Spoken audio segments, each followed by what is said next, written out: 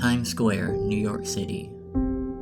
It's the first year of a new millennium. This would be the last year, however, for 25-year-old Amanda Milan, a transgender woman. After a confrontation with somebody on the sidewalk, Amanda was killed.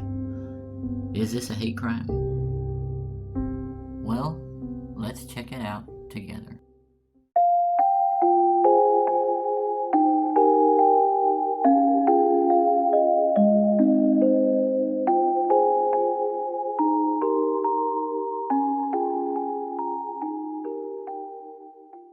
The statistics on trans murders are exhausting.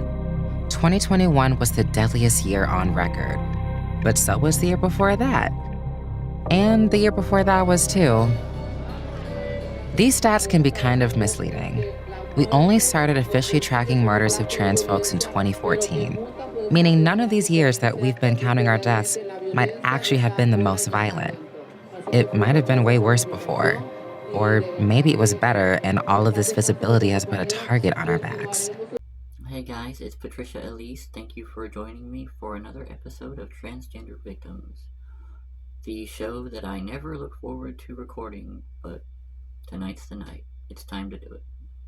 This is actually a case that I have been putting off for some time now. I guess waiting for the right time. So, no time like the present, right? Before I start, I want to let y'all know real quick that if you're familiar with my channel at all, then you may have noticed that a lot of my shows are kind of being tinkered with, kind of reformatting stuff, trying to keep what works, get rid of what doesn't work, all that stuff. So, yeah. Hopefully you've noticed some positive changes with my channel. I'm trying to be a little more, I would say professional, but I just want my videos to have a better quality than what I started out with. So, I will quit yakking without further ado. Let's talk about what happened to poor Amanda Milan.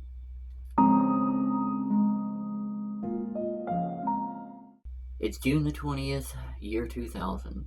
It's 4 in the morning. 25-year-old trans woman Amanda Milan leaves a group of her friends to catch a cab home at a bus terminal. This is in New York City, and it's a year and 3 months before the chaos of 9/11. As an aside, I always love the New York City skyline with the Twin Towers in it. It looks so cool. Anyways, so Amanda is walking along near the Port Authority bus terminal when she encounters 20-year-old Dwayne McCullough, who begins harassing her by making lewd comments. So, a typical asshole. Piece of shit. This is in the street near the bus terminal. According to witnesses, Amanda confronts this guy, allegedly saying, quote, "I'm a man too, you want to fight?" So challenges this hater to a fight. Witnesses say that he declined. A coward with a big mouth. Amanda basically says okie dokie and walks on about her business. Now, there's some the police report allegedly says that that he threatened her back. That she said, you want to fight, and that he made some threatening comments back, that he was going to, quote, shoot and punch her. So, yeah. Witnesses are saying one thing, the police report are adding to it, saying that he threatened her back. So, either way. As she walked away, another man, later identified as 26-year-old Eugene Celestine, told Dwayne that he had a knife, so offered him a knife. So this guy takes the knife and stabs Amanda once in the neck. I guess as she was walking away, he ran up, caught up to her, stabbed her once in the neck. After falling to the ground, a good Samaritan, a witness, passerby, whatever, used her shirt to try and stop the bleeding on poor Amanda. At 4:20 a.m., the police showed up and rushed her to the hospital. But unfortunately, it was too late, and she was pronounced dead at 4:50 a.m. A third man, later identified as David Anderson, allegedly hid Dwayne in his Brooklyn apartment. I don't know who this guy is, but I'm sure we'll find out. So, basically, 3 different guys brought about poor Amanda's death. Why? Why did this happen? You tell me. This is like the definition of a senseless homicide. Just, hatred in itself is senseless. Hating somebody for the way they are, or the way they are, I'll just leave it at that. Hating somebody just for being themselves is really senseless and unnecessary, in my opinion, and no good comes out of it. I don't see the point. Stuff like this happens, and what good? What does it solve? A transgender person is dead.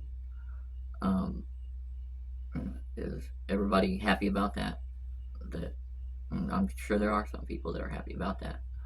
But good people, good-natured people, people with reason, and people that progressively look for the betterment of society in a progressive but still reasonable way, which is possible. You can be progressive without being a communist. And trans individuals such as me, such as millions of others out there, a lot of times we take the brunt of the hatred. Not totally, not just trans people, but we do quite often, and it's not right, in my opinion. So, yeah, nothing got solved other than Amanda was killed. This was a fatal confrontation for poor Amanda Milan. 25 years old, her whole life ahead of her. What's next? So, Dwayne McCullough, after killing Amanda, he went on the run, but not for very long. He was caught, and he was indicted for second-degree murder. He pled guilty and was sentenced to 17 and a half years to life in prison, which is 17 and a half years. I wouldn't say it's enough, but what do I know? I'm not a lawyer. David Anderson, which is the guy that hid Dwayne in his apartment, was indicted for hindering prosecution, first degree. Eugene Celestine, which was the guy that gave Dwayne the knife, actually kind of egged it on, it sounds like. He was charged with 1 count of criminally negligent homicide and criminal facilitation, 4th degree, and criminal possession of a weapon, 4th degree. Sounds about right. Also saw that Eugene died as well in 2016. He passed away. So, take that how you will. I guess it happens to all of us, right? Didn't have to happen to Amanda so soon, though. So, one of the big questions that I have out of this is, first off, this Eugene guy, what was he thinking? Why would you do that? Why would you egg some, you're with your buddy, even if it's, I don't know if Eugene was a stranger to Dwayne or if they knew each other or whatever, but either way, it's like, why would you, say you're walking with somebody and they get in an argument, get in an argument with somebody, and then just words are exchanged or whatever, and your friend comes back over, or the person that you're with comes back over, and you're like, hey, I got a knife, why don't you go back over there and kill her, so yeah, that wasn't cool at all. But still, Dwayne was an adult. He makes his own choices, and he's a scumbag. That was bullshit. Was it a hate crime? I don't know. There was definitely hate involved, yes, but was she killed because she was transgender? After learning about everything, I don't know if it was more. It could be, she could have been. I don't know if it was more that just he was pissed off in general because of the argument, and he was like, you're not going to talk to me that way, type of deal, or if it really was like, I'm going to go kill this tranny, because she's a tranny. It could go either way with me. I'm not really sure. If you ask me, I'm always going to say everything's a hate crime. Just about. Killing anybody is wrong. We all know this, okay? I shouldn't have to say that. Killing anybody is wrong, especially over a stupid argument, confrontation, whatever you want to call it. Dwayne started this shit by, who knows what was said, what he was, calling her. He obviously didn't like transgender people, so yeah, it is his fault. And Amanda had every right to stand up for herself, basically. Probably not what I would have done. I wouldn't ask him to fight, but that's just me. So my heart just breaks for Amanda and her family and friends who are still around, I'm sure. And Amanda's been gone for a while now, but not forgotten. And she will never be forgotten. Let's see, the year 2000, it's 2025, 25 years ago. A quarter of a century. So to Amanda's family and friends, my deepest sympathies. I'm sorry, I can't talk. My deepest sympathies to the family and friends, and yeah, may you rest in peace, Amanda. So, what happened as a result of this?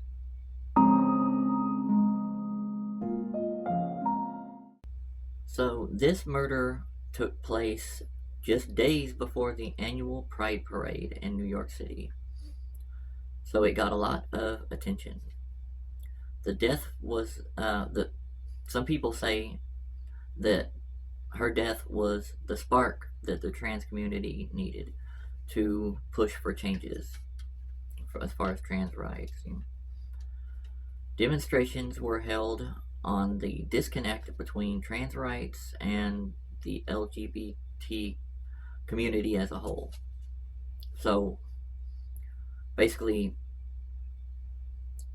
how trans kind of feel like they have been forgotten and left out of the whole LGBT club. And they're not exactly wrong for feeling that way, because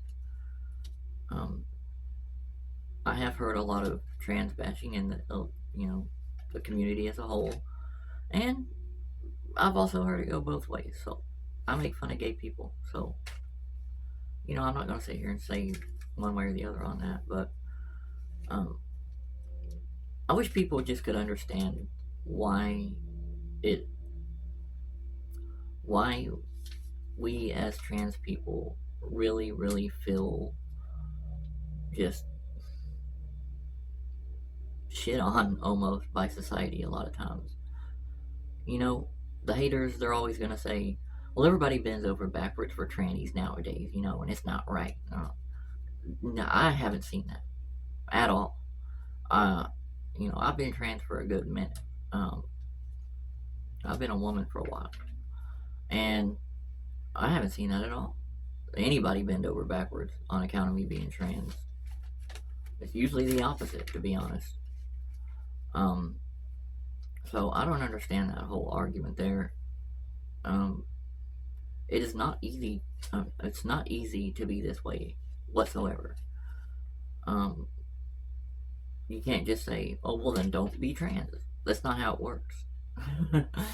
You're either trans or you're not, and it's really not something that you choose like most people think.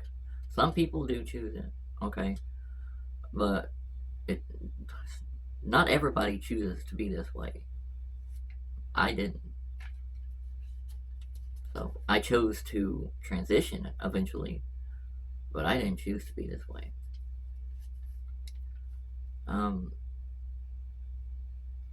Trans do deserve rights, just the same rights as anybody else. Nothing special. We don't deserve special treatment.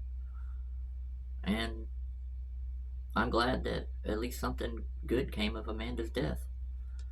If that is the case, if it sparks some changes as far as trans rights. And yeah, there's a lot of focus on trans people nowadays, but if you'll actually sit and listen to what is being said, very little of it is positive. And all I can say is, if you're like me and you're a true trans woman, please be careful, because your life is always on the line whenever you go anywhere, because there are people that do not like you that bad, that they don't like us so bad that they would do something like take our life if it came down to it. So to my trans sisters and brothers, please be careful, and I love you all. This is just another tragedy. That's why I really dread doing these episodes. They're hard to get through because y'all don't see all the cut footage, the stuff that I cut out of the video, because I cry. It's hard reading this stuff. I was crying just earlier, but it's going to be cut out. Y'all don't see all the emotions that go into this. I guess I could leave some of it in, but I don't know. I prefer not to usually. I just rather get to the point. But yeah, these are hard for me to make because I can just imagine if one day one of my kids came out this way and something were to happen like that happened to poor Amanda, I would never be able to forgive myself, because I would feel like that maybe they did it because this is how I am. I don't know. But that's just what I think whenever I do these episodes. And I think about the mothers and the fathers of these young trans women that are killed for dumb reasons. So, and it just tears me up.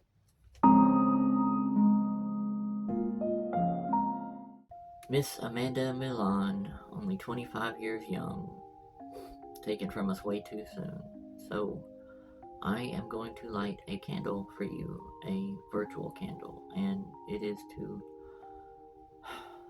signify a life lost, a life that could have been, and a life that will never be forgotten. And that is going to do it for this episode of Transgender Victims. May they all rest in peace, all those poor souls who were killed for being transgender, just for being themselves. Guys, let's try to look out for one another, and let's try to get along. It's not easy, because this is a chaotic, sometimes downright awful world, but we have to get through it one day at a time, and we have to help each other. So, until next time, I love you guys. Good night.